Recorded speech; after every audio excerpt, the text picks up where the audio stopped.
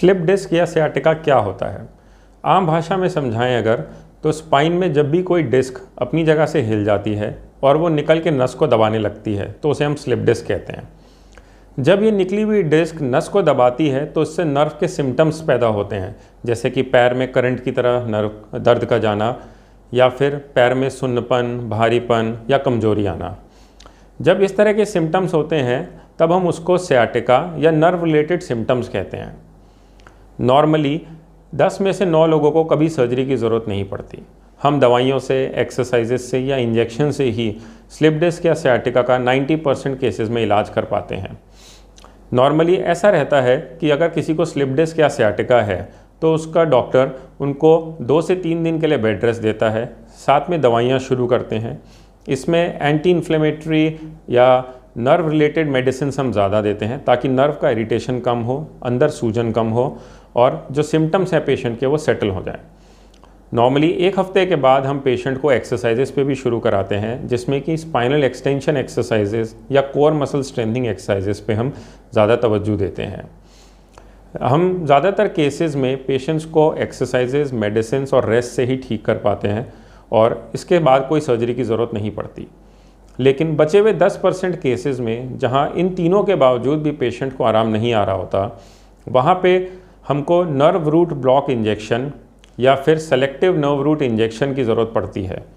ये एक pen procedure है जिसमें हम ऑपरेशन थिएटर में पेशेंट को लेते हैं और स्पेसिफिकली उस नर्व में जिसकी वजह से दर्द हो रहा है उस पॉइंट पे इंजेक्शन देते हैं एक्सरे गाइडेंस के अंडर।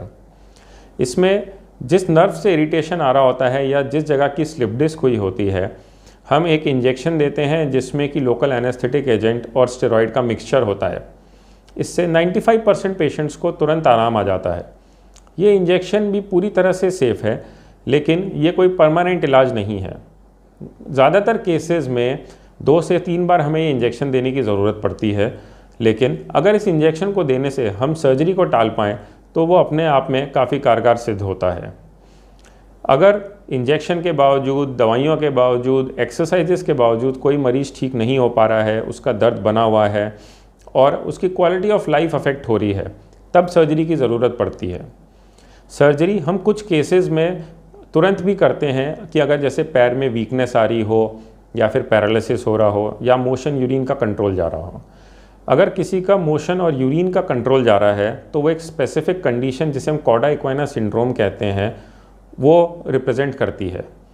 इस कंडीशन में हम जल्दी से जल्दी पेशेंट की सर्जरी करते हैं, क्योंकि अगर हम जल्दी सर्जरी नहीं करते तो ये मोशन यूरिन का सिम्टम्स या पैरालिसिस का सिम्टम परमानेंट हो जाता है। सर्जरी भी हम 2 तरह से करते हैं। पहले तरह से हम माइक्रोस्कोपिक सर्जरी जिसे कहते हैं वो प्रोसीजर करते हैं। इसमें पेशेंट को करीब 1 दिन के लिए हॉस्पिटल में एडमिट होना पड़ता है। ये सर्जरी जनरल एनेस्थीसिया में होती है और कमर के बीचों बीच इसका स्कार आता है।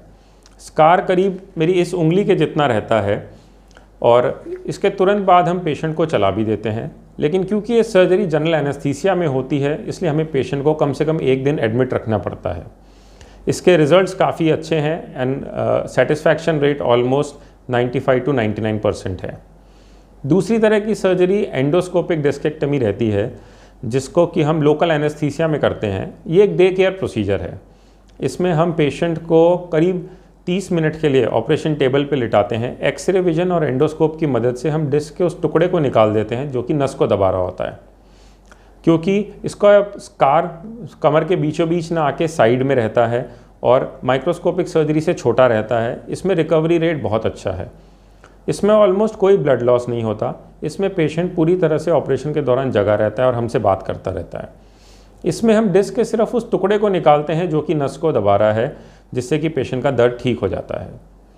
ओवरऑल स्लिप डिस्क या सियाटिका कोई लाइलाज बीमारी नहीं है। इसका हम सेफली और एक्यूरेटली ट्रीटमेंट आज की डेट में कर पा रहे हैं। इसमें ज़्यादातर पेशेंट्स को कोई सर्जरी की ज़रूरत नहीं पड़ती और वो जल्दी ही अपनी नॉर्मल एक्टिविटीज़ पे वापस भी चले जाते हैं। लेकिन अगर आपका 4 हफ्ते से ज़्यादा दर्द रह रहा है या पैर में सुन्नपन, भारीपन, कमज़ोरी या मोशन यूरिन का कंट्रोल जा रहा है तो आप तुरंत अपने डॉक्टर से मिलें और सर्जरी की आपको ज़रूरत हो सकती है। Thank you.